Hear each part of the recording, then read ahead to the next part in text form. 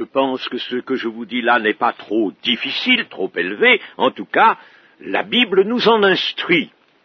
Et je le répète, heureux l'homme qui réfléchit sur les choses. Je pense que nous avons un déficit du côté de la méditation et de la réflexion. Et en général, notre défaut, c'est que nous étudions la Bible trop par une succession de versets, de déclarations. Nous attendons des déclarations, nous voulons des déclarations que nous mettons au bout les unes des autres, et puis avec ça, nous faisons notre doctrine. Eh bien, c'est mauvais. C'est très mauvais, parce que toutes les sectes font ainsi. Elles aboutissent à des doctrines divergentes. Ce n'est pas ainsi. Il faut de la réflexion, il faut de la méditation sur l'Écriture. Et c'est pourquoi, ici, en quelque sorte, nous sommes dans un exercice de méditation, mais aussi, bien sûr, nous sommes dans une recherche de connaissance, d'une connaissance biblique dont nous avons besoin. La connaissance n'est pas seulement celle des versets, des déclarations explicites, la connaissance, c'est aussi de pénétrer le mystère de Dieu, le mystère du royaume de Dieu. Et l'apôtre Paul disait, « Voyez quelle connaissance j'ai moi-même, quelle intelligence j'ai du mystère de Christ. » Et ce que nous disons là importe pour la connaissance, pour l'intelligence du mystère de Christ. Donc le temps est pour nous une limitation. Reconnaissons la chose, et il n'en est pas ainsi dans tout l'univers. L'éternité, elle, n'est pas un temps parce que elle n'a ni commencement ni fin. Alors, notre erreur, souvent, quand nous considérons l'éternité, il faut bien la considérer, car le Jésus nous apporte la vie éternelle. Et le bonheur parfait ne peut se situer que dans l'éternité. Alors, l'éternité n'a ni commencement ni fin. Bien sûr, nous ne pouvons pas concevoir ça, nous l'avons déjà dit, ne cherchons pas, par notre intelligence d'homme, nos facultés, à concevoir l'éternité, ça nous étouffe, ça nous dépasse, ça c'est bien vrai. Le temps, lui, a une origine. Il a une origine. En effet, que dit la Genèse? Elle commence par nous mettre devant cela. Genèse, chapitre 1, verset 5. Chapitre 1, verset 5. Il y eut un soir, et il y eut un matin, ce fut le premier jour. Oh, on a fait de ces jours de la Genèse des jours symboliques. Ah, chers amis, pour démolir et pour ajuster à nos conceptions humaines, nous sommes forts. Et les théologiens sont très forts. Seulement les théologiens, en général, ils ont tout détruit, tout démoli. À témoin, ce livre intitulé « Tempête sur la Bible », où l'auteur, qui est un pasteur allemand, docteur en philosophie d'ailleurs, peut se permettre de traiter ce sujet, nous montre les destructions opérées par la théologie raisonneuse et qui se veut scientifique. Il y eut un matin, un soir et un matin, ce fut le premier jour. Le temps a un commencement, tandis que l'éternité n'en a pas. Or, ce fait que le temps a un commencement fait qu'il y a une cause au temps. Il y a une décision, et nous venons de le voir, qui préside au temps, c'est la décision de Dieu, c'est ce que nous avons lu, il y eut un soir, il y eut un matin, la volonté de Dieu intervient, ce fut le premier jour, c'est Dieu qui, donc, donne le temps, le fait commencer, n'est-ce pas, comme cela nous est enseigné. La cause du temps, c'est donc un acte créateur du Dieu éternel. Ah, nous avons vu que le Dieu, lui, Dieu est éternel, c'est-à-dire, on dit souvent, intemporel, I-N-T-E-M-P-O-R-E-L, intemporel, ce qui veut dire qu'il est hors du temps. Il n'est pas, lui, affecté par le temps, il est indépendant du temps qu'il a créé. Alors comprenez bien cela, c'est utile pour la suite. Il est indépendant. Comme par exemple, celui qui a construit ces instruments, ici, est au-dessus des instruments. Il est indépendant des instruments. Un maçon qui construit une maison n'est pas dans les matériaux de la maison. Il n'est pas, lui, lié, cimenté à la maison. Il est indépendant de la maison. Il a une pensée et il a une activité, il a eu une activité qui se sont situées au-dessus de la maison. Il a pu concevoir la maison, il a pu la réaliser. Il est donc indépendant de la maison et au-dessus de la maison. Vous comprenez cela? Eh bien, il en est ainsi de Dieu concernant le temps, puisque Dieu appela la lumière jour et il appela les ténèbres nuit. Ça n'existait pas. Ça n'existait pas. Et attention, ça n'existera plus. Ça n'existera plus sur la nouvelle terre. Attention. Pensez bien à ça, ça n'existera plus. L'Apocalypse nous montre. Nous y viendrons. Ainsi, n'est-ce pas, Dieu appelle la lumière jour et les ténèbres nuit. C'est un acte créateur, c'est un acte de sa volonté. Il crée le temps. Le temps qui nous conditionne, qui conditionne notre vie, et même notre vie physique. Hein, nous naissons, nous grandissons, et puis nous vieillissons, et puis nous mourrons. Hein? Alors, le temps, voyez, même conditionne notre vie physique, tandis que Dieu est indépendant du temps. Il est un Dieu infini. Nous allons lire dans la première épître à Timothée, chapitre 1, verset 17. Au roi des siècles, immortel, invisible, seul Dieu, soit honneur et gloire au siècle des siècles. Amen. Au siècle des siècles, c'est encore un superlatif, hein, c'est une forme superlative qui veut dire indéfiniment. Et la Bible nous montre, quand il s'agit de Dieu, l'infinité. L'infinité, l'immensité, l'infinité. Et le Dieu lui-même est immortel, invisible. Dans le chapitre 6 de cette même épître, chapitre 6, verset 15, que manifestera en son temps l'apparition de notre Seigneur Jésus-Christ, que manifestera, Jésus-Christ donc, que manifestera en son temps le bienheureux et seul souverain, le roi des rois et le Seigneur des seigneurs, qui seul possède l'immortalité, qui habite une lumière inaccessible, que nul homme n'a vu ni ne peut voir, à qui appartiennent l'honneur et la puissance éternelle. Amen.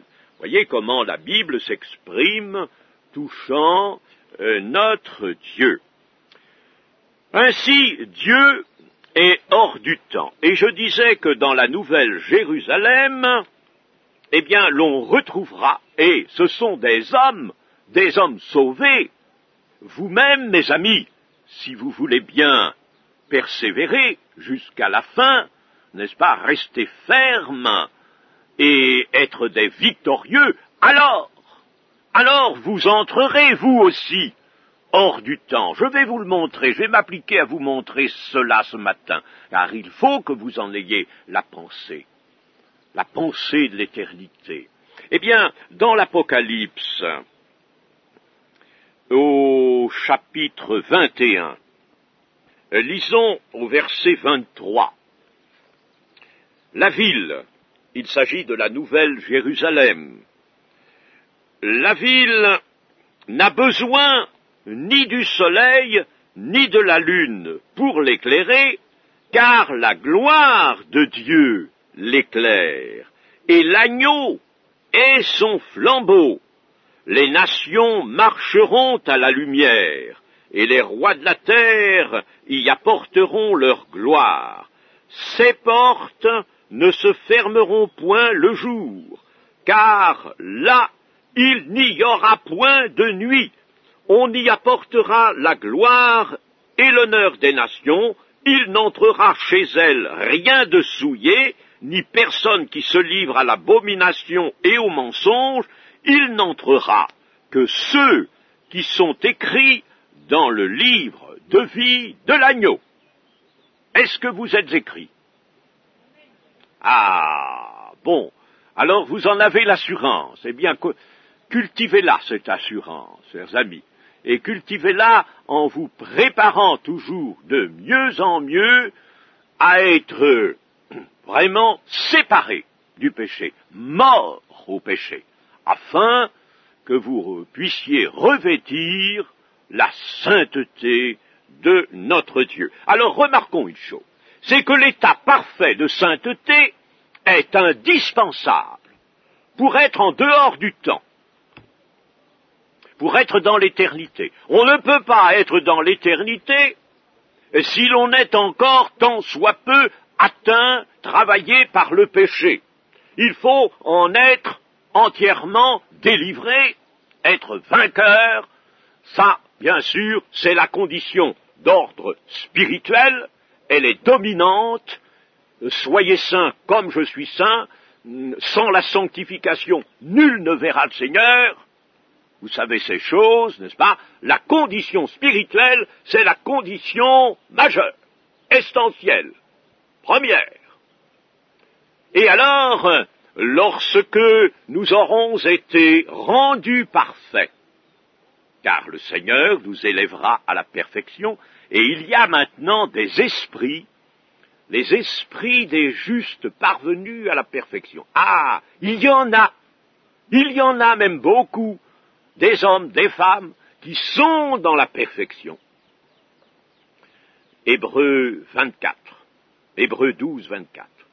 Ils sont dans la perfection, ils sont là, ils attendent le moment de la résurrection, mais ils sont entrés dans la perfection. Et par conséquent, c'est ce vers quoi le Seigneur nous conduit, la perfection. L'éternité est exigeante de perfection.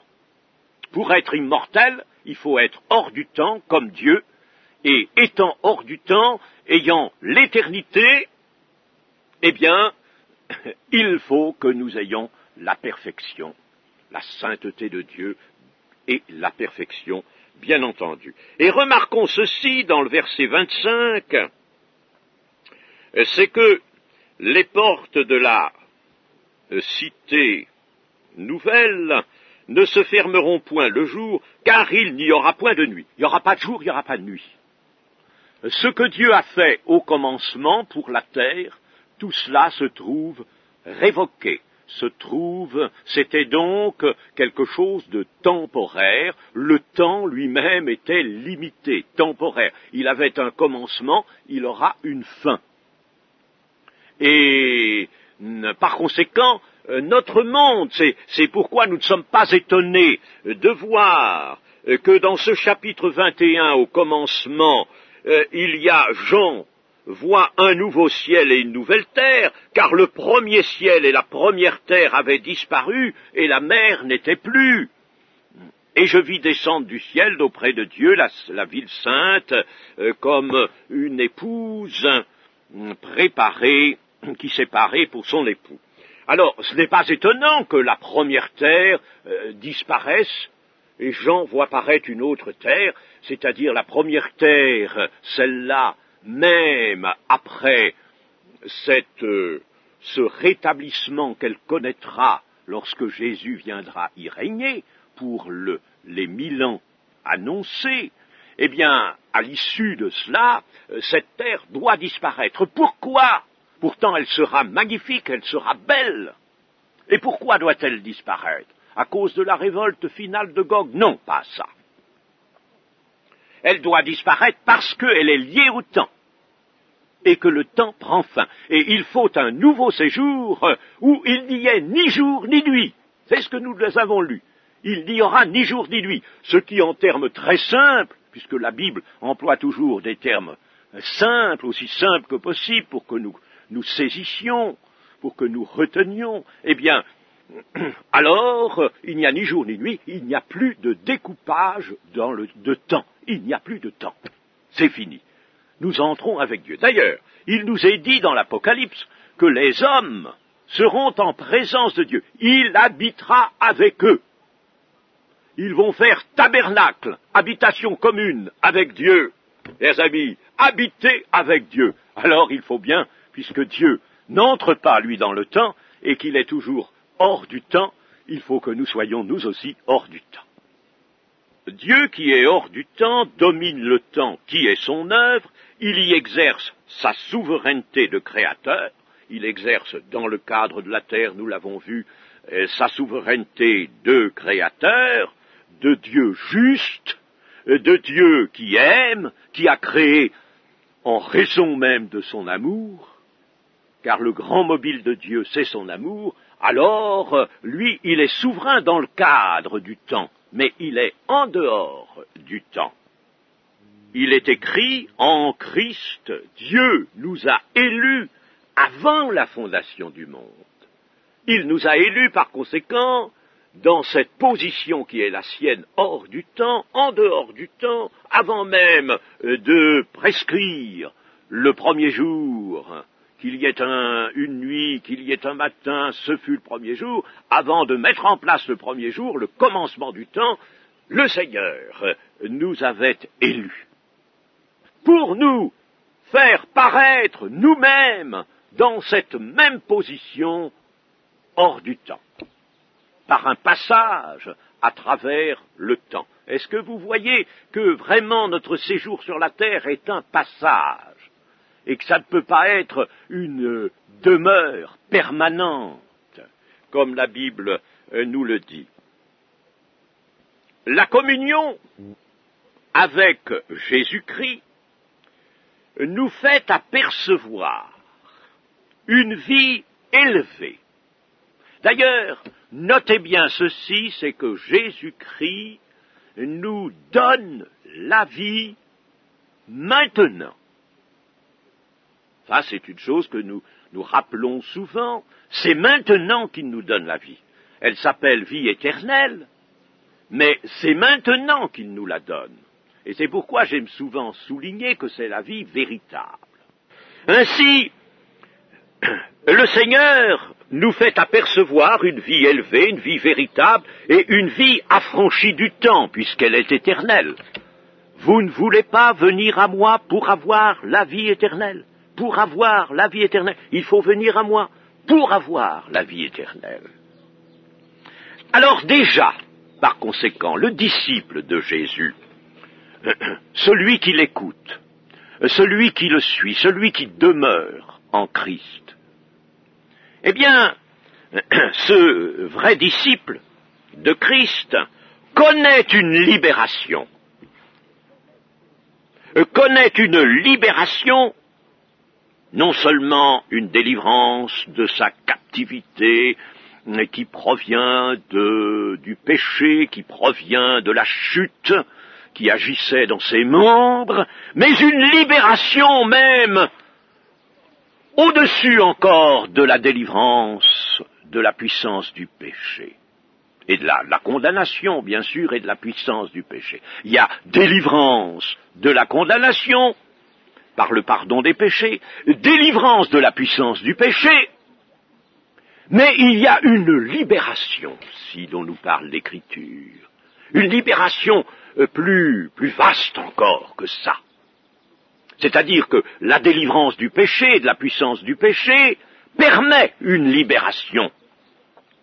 Et cette libération situe le vrai disciple au-dessus des événements au-dessus des agissements de la terre, du monde. Ah, quand la Bible, quand le Christ lui-même nous dit « Moi, je ne suis pas du monde », il dit cela dans sa prière sacerdotale à son Père, et il nous le dit à nous. Je ne suis pas du monde, et eux, je les ai pris dans le monde, mais comme ils sont à moi, comme tu me les as donnés, Père, ils sont à moi. Alors maintenant, ils sont dans ma position, ils ne sont plus du monde, eux non plus. Alors, nous comprenons généralement, d'une façon très restreinte. C'est dommage que nous restreignions la valeur des paroles de notre Seigneur. Alors nous comprenons que nous sommes distraits, séparés du monde, n'est-ce pas, séparés du monde, séparés de ce qui est mauvais dans le monde. Bien sûr, nous y marchons encore dans ce monde, nous nous y affairons encore parce que nous devons y travailler, nous devons y trouver notre subsistance et la satisfaction de nos besoins matériels, c'est vrai. Mais ce n'est pas seulement que nous sommes séparés de ce qui est mauvais dans ce monde, nous sommes séparés des rudiments du monde, nous sommes séparés de ce qui fait la pensée du monde, nous sommes séparés de ce qui fait la limitation du monde pécheur.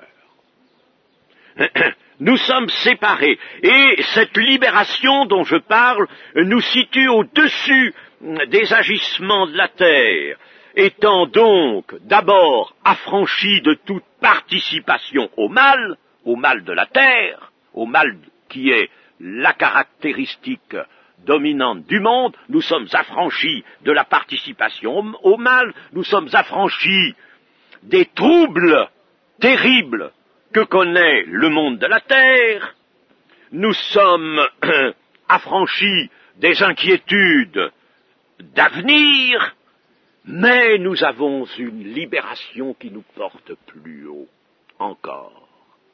Une libération parce que nous avons reçu un élément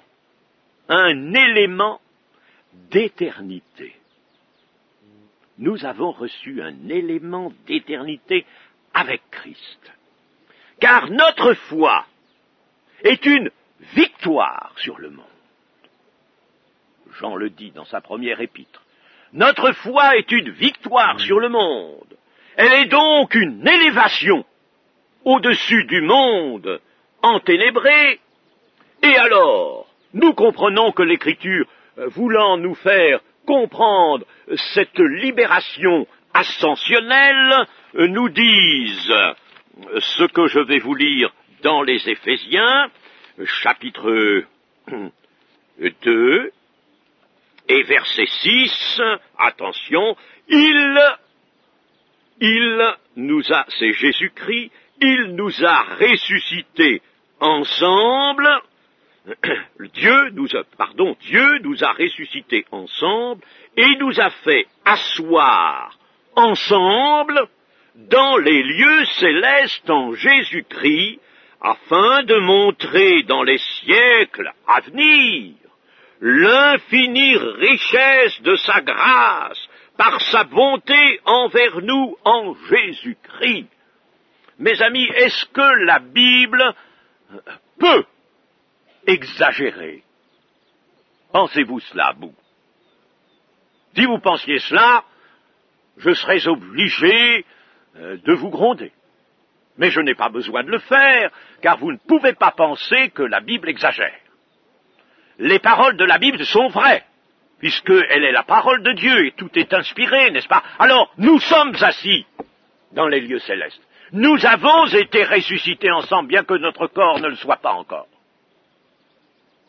Mais Dieu appelle les choses qui ne sont pas comme s'ils étaient. Alors, nous sommes assis ensemble dans les lieux célestes en Jésus-Christ, et c'est de cette élévation-là que je voulais vous parler. Il y a un élément d'éternité dans la vie que le Seigneur Jésus fait couler en nous. Dans la vie qu'il nous communique, il y a un élément d'éternité. Un élément d'éternité. Et c'est pourquoi nous sommes déjà séparés de ce monde, bien plus que comme nous le pensions, séparés du mal, mais nous sommes véritablement déjà séparés de ce monde parce que nous connaissons une élévation, nous sommes assis dans les lieux célestes en Jésus-Christ, c'est là notre place. Et l'apôtre Paul, qui a eu dans le mystère de Christ dont il avait l'intelligence, qui a eu cette révélation, alors l'apôtre Paul nous dit, quand Christ paraîtra, votre vie paraîtra. Parce qu'elle est là-haut, votre vie. Elle n'est pas ici, elle ne traîne pas sur la terre, votre vie. Elle est là-haut. Ah, mes amis, comme cela doit nous procurer, si nous le méditons bien, des pensées nouvelles, des pensées plus hautes, des pensées directrices pour la continuation de notre pèlerinage sur la terre. Allez, celui qui considère sa foi et son appartenance à l'Église de Jésus-Christ comme une position religieuse, celui-là a vraiment une vue bornée, limitée. Il faut que notre vision corresponde à la parole de Dieu. Il faut que ce soit la parole de Dieu qui établisse en nous une vision large, nouvelle. Le Seigneur nous dit, je ne suis plus du monde, eux ils étaient du monde, mais ils m'appartiennent, ils ne sont plus du monde. Et si Christ est là-haut, nous y sommes aussi. Il y a une élévation, un élément d'éternité qui nous est donné. C'est ça, avoir la vie en soi. Avoir la vie. Vous ne voulez pas venir à moi pour avoir la vie. Si nous allons à Christ, nous avons la vie éternelle. Celui qui croit en moi a la vie éternelle. Celui qui mange ma chair et qui boit mon sang a la vie éternelle. Il est passé de la mort à la vie. Il est passé d'un état pour aller dans un autre. Ce qui importe dans la vie chrétienne, c'est que nous maintenions cela. C'est que nous manifestions cela. C'est qu'en partant de ce que Dieu nous dit, voilà ce que j'ai fait en vous, pour vous, en vous, par mon Fils Jésus-Christ, voilà ce que j'ai fait, eh bien maintenant, montrez-le, manifestez-le, par votre fidélité, par votre amour. Vous allez le manifester, vous pouvez le manifester. Ne traînez pas constamment dans des pensées terre à terre.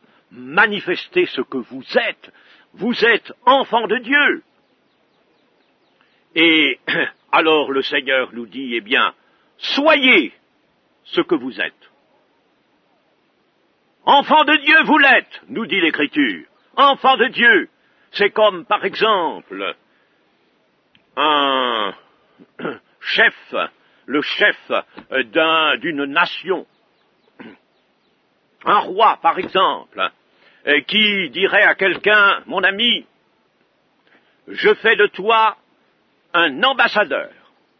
C'était peut-être un homme tout à fait étranger à une telle mission, une telle tâche, n'est-ce pas? Il était peut-être dans la culture. Puis un jour, le roi l'appelle, mon ami, je fais de toi un ambassadeur. Je te nomme ambassadeur.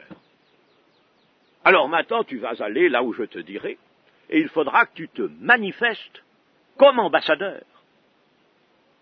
J'emploie ce terme parce que justement, il est dans l'Écriture, n'est-ce pas? Vous savez. Alors, il faudra que tu te manifestes. Eh bien, c'est exactement ce que Dieu fait avec nous. Voilà le sens de notre vie actuelle. Le Seigneur nous dit, enfant de Dieu, je te désigne, je te nomme en quelque sorte, si je puis employer le même terme, je te nomme enfant de Dieu. Tu es nommé enfant de Dieu. Tu es fait enfant de Dieu. Je veux que tu sois enfant de Dieu, et tu l'es. Alors maintenant, manifeste-toi en tant qu'enfant de Dieu. Alors, pour te manifester comme enfant de Dieu, tu as toute la parole pour te guider. Tu n'as qu'à méditer cette parole, tu n'as qu'à la lire, tu n'as qu'à laisser mon esprit agir en toi, tu recevras mes grâces en abondance, et mes grâces seront adaptées à tes besoins. Chers amis, le Seigneur adapte ses grâces aux besoins de chacun de nous. L'Écriture nous dit toutes ces choses. Alors elles seront ajustées à tes besoins. Tu auras tout cela. Mais attention, tout cela tu ne peux vraiment le mettre en œuvre que si tu as une foi vaillante, une foi qui veut, une foi qui saisit, une foi qui entend glorifier ton Dieu, une foi qui entend en quelque sorte donner raison à ton Dieu qui t'a désigné comme enfant de Dieu. Il t'a appelé, il t'a établi. Vous comprenez ces choses, chers amis, n'est-ce pas? Nous ne sommes plus dans le terre-à-terre des choses que les hommes peuvent faire. La vie chrétienne est d'essence absolument surnaturelle. La vie chrétienne est surnaturelle. Voilà ce qu'il faut dire et penser, parce que sans quoi, n'est-ce pas, nous serions au même niveau que n'importe quelle secte qui prend la Bible et puis qui en tire des obligations, des consignes comme ceci, comme cela. Vous devez croire ceci, vous devez penser cela, vous devez opérer comme ça, n'est-ce pas? Mais non, mais non, mais non, la Bible n'est pas un code, la Bible est une révélation des desseins de Dieu, du plan de Dieu, une révélation de ce que Dieu attend de nous et de ce qu'il fait pour nous et en nous. Nous avons dans l'Ecclésiaste, le livre de l'Ecclésiaste, un livre assez préoccupant, difficile souvent à étudier. J'en ai fait l'étude à Bièvre sur la demande des élèves cette année, mais je reconnais que c'est un livre qui n'est pas facile à expliquer, et même toujours pas facile, toujours à bien comprendre. Il faut s'y appliquer vraiment, n'est-ce pas? Mais enfin, nous allons prendre simplement un verset, au chapitre 3. Chapitre 3, le verset 11. Le verset 11 du chapitre 3. Il fait toutes choses bonnes en son temps. C'est Dieu qui fait toutes choses bonnes en son temps. Même, j'aime bien ce même, ça veut dire, n'est-ce pas, et bien plus encore, attention, bien plus encore, nous allons voir ce qu'il fait. Même, il a mis dans leur cœur la pensée de l'éternité, bien que l'homme ne puisse pas saisir l'œuvre que Dieu fait du commencement jusqu'à la fin. Bon, ça que l'homme ne puisse pas saisir, nous l'avons bien déclaré, il ne peut pas comprendre. Mais on ne lui demande pas de comprendre avec son intelligence d'homme, avec ses facultés, on lui demande simplement de saisir par la foi. Et ces facultés, elles sont mobilisées au service de la foi.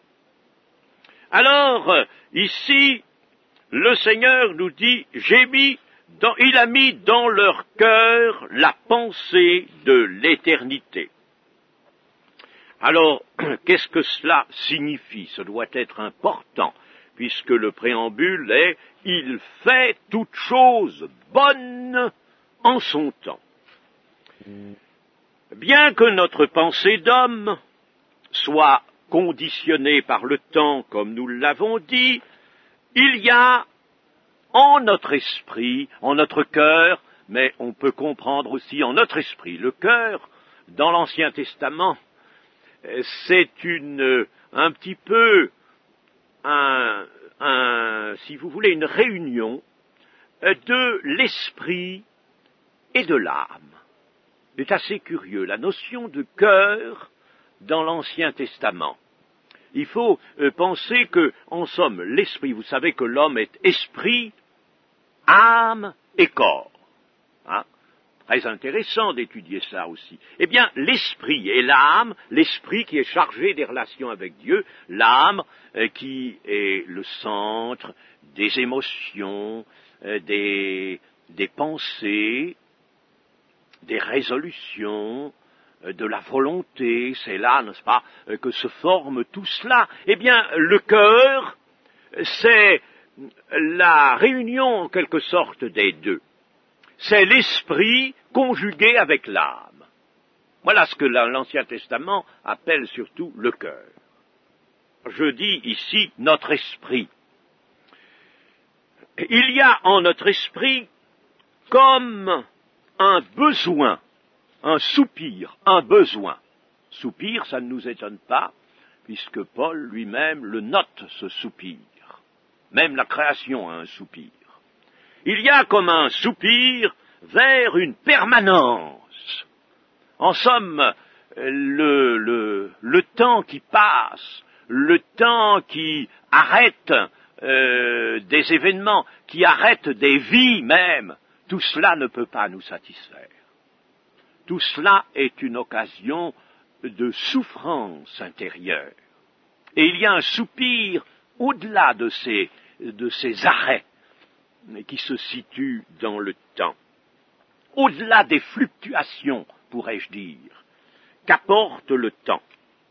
Alors, si notre vie chrétienne, notre vie spirituelle est active et fervente, attention, je mets ainsi, si notre vie spirituelle est active et fervente, alors notre pensée se trouve sollicitée. Elle se trouve sollicitée vers une source intarissable de vie. On pourrait dire d'être et de vie. J'emploie ce mot être à Paul dans les Actes.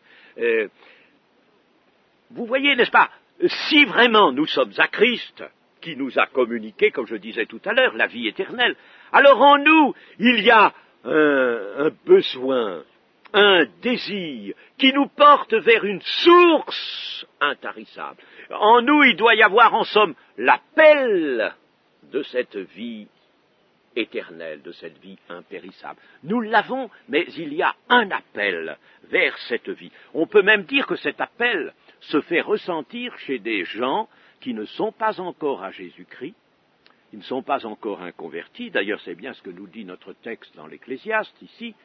Hein, mais cela ne se fera sentir qu'à condition que l'homme ne soit pas livré à son orgueil d'homme qui l'obscurcit entièrement.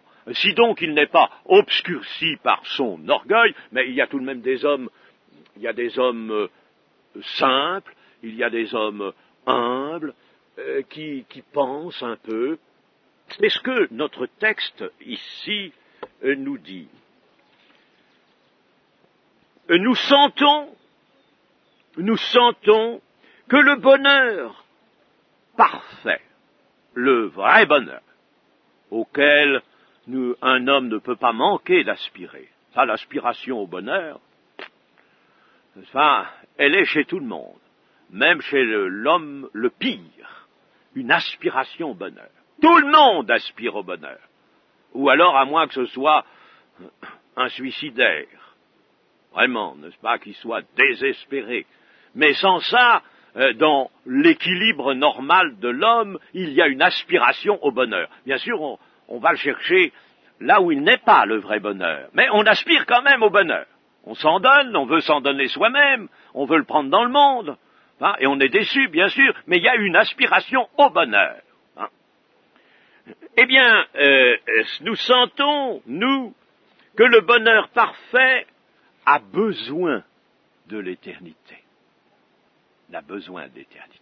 Et jamais, et la Bible nous l'exprime, chers amis, jamais sur cette terre, tant que nous sommes ici, nous pourrons connaître le bonheur parfait. C'est pourquoi ne demandons pas l'impossible, Hein, le Seigneur nous aime, il veut nous combler, mais il nous donne bien des choses sur cette terre, mais il ne nous a jamais dit que nous aurions le bonheur parfait sur cette terre.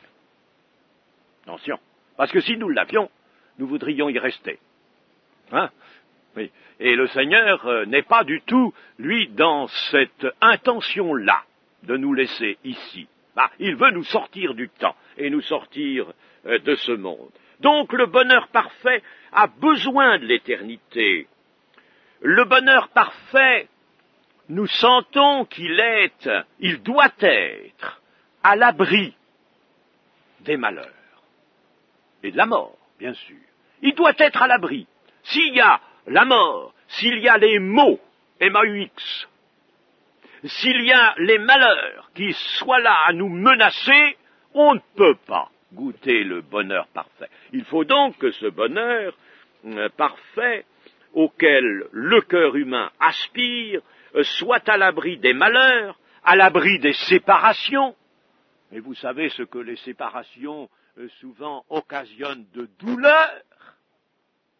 Quand on voit partir un être aimé, on est chrétien, bon, on le reverra plus tard.